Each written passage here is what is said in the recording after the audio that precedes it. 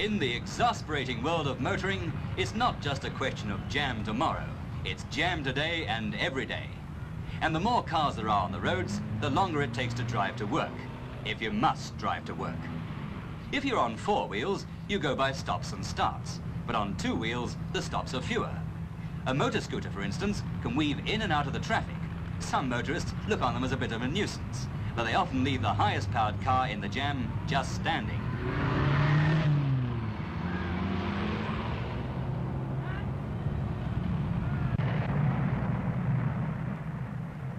And parking a scooter is easier than parking a car. With these advantages and its relatively low price, an average machine costs about £160. It's not surprising that the scooter population of Britain has in 10 years increased from 4,250 to 470,000. And of course, a scooter can be run on a shoestring. Most scooters will do around 100 miles to a gallon of oil and petrol mixture. The motor scooter was invented in Britain just after the First World War, but the idea didn't catch on. In World War II, a special machine was produced to be dropped with paratroops into enemy-occupied territory.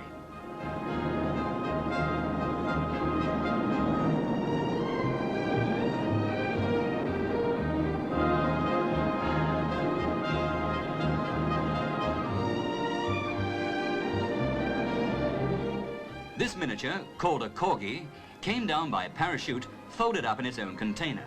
It was easily unfolded and was ready for use in a few seconds.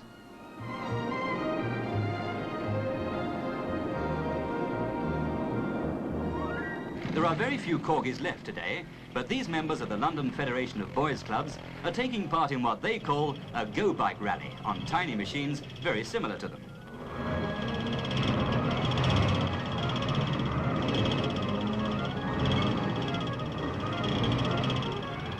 Today's version of the corgi has no gears and is very simple to drive, and it doesn't go very fast. But it's just the thing to put in the boot of the family car if you don't want to drive into a busy shopping centre.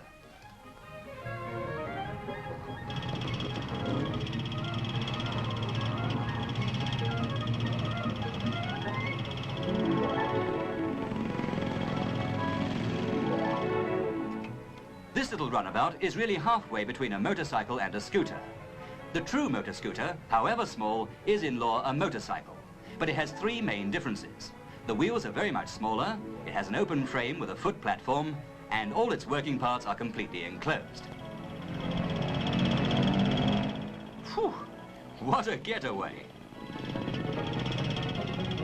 Like a motorcyclist, a learner on a scooter doesn't have to be accompanied. But this Italian scooter is fitted with a specially designed dual control to make learning to ride safer on the highway.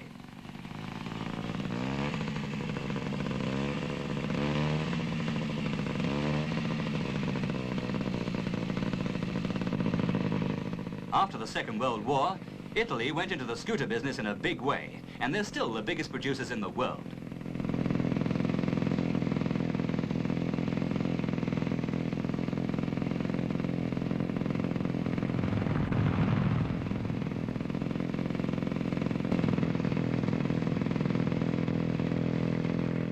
With the vast increase in scooters have come scooter clubs, more than 600 in Britain alone, with about 20,000 active members, more than a quarter of them women. This is a club outing to Box Hill in Surrey, but clubs like this will travel thousands of miles on holiday and to scooter rallies all over Europe.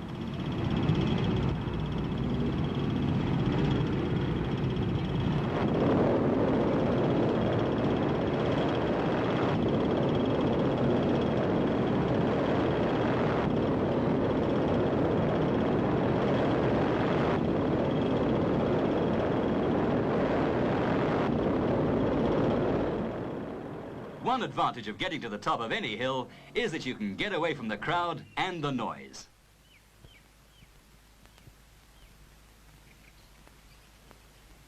About 4,000 people who like crowds and scooters gathered at London's Crystal Palace for a mass scooter rally.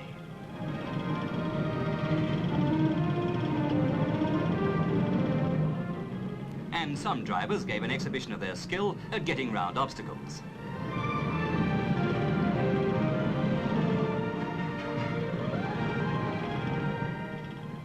At the end of the rally, there was a grand parade of all the scooters, many with sidecars. This is the first completely automatic British scooter. Its gears and clutch are self-operating, and, say the makers, a novice with no previous experience can get on it and drive away. Today, nearly 90,000 new scooters are sold in Britain each year, and more of them are British-made, though the United Kingdom only entered the scooter market seriously about 5 years ago. Top speed of a scooter is about 45 miles an hour, but they vary in size and power, between 50 and 280 cc.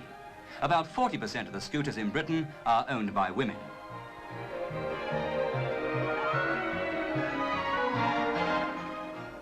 This new light scooter has been designed with women in mind, but before it reaches the public, it is man-tested. Every scooter in Britain is given a road test before it leaves the manufacturers, and 4 in every 1,000 made by this firm are also given tests equivalent to 6 months' wear in normal conditions. Of course, these scooters never reach the shops. Here, on a tank testing course, a new scooter is put through its paces. Upper gradient of 1 in 2 over soft, loose ground to test power, road holding, steering and general strength. Rushing downhill and hitting bumps to test the suspension.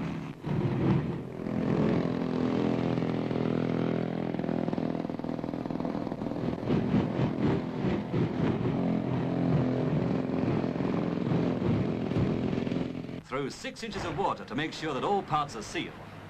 If a scooter survives this sort of thing, it should stand up to Mum popping round to the shops on it, even if she's a heavyweight. After the test, the scooter will be taken to pieces and examined, so that, if necessary, modifications can be made to future models. Today, scootering is another motorized sport that has become international. To this rally at London's Haringey Stadium came visitors from 13 European countries, as well as Africa and the United States, and many took part in the competitions. There are still scooters, of course, without even the tiniest engine, which rely on child power or manpower.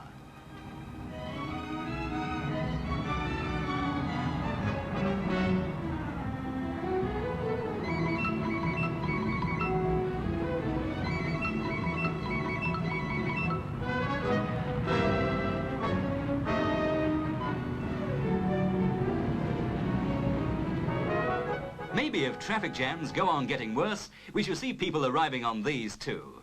Because if things got quite impossible, you could always tuck this sort of scooter under your arm and run.